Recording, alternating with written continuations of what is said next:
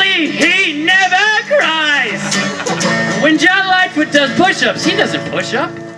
The world pushes down. Whoa, John Lightfoot.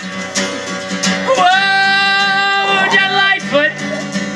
In your presence, I can't even play the right chords. That's how scary you are.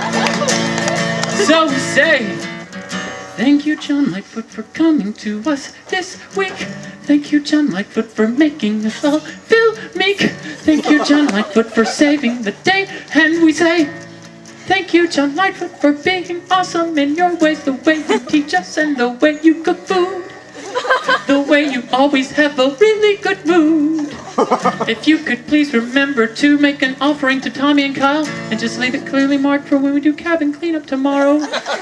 If that's okay with you, sir.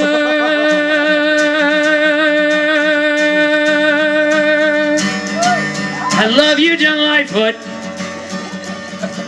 You're awesome, John Lightfoot. Thank you, John Lightfoot. Yeah.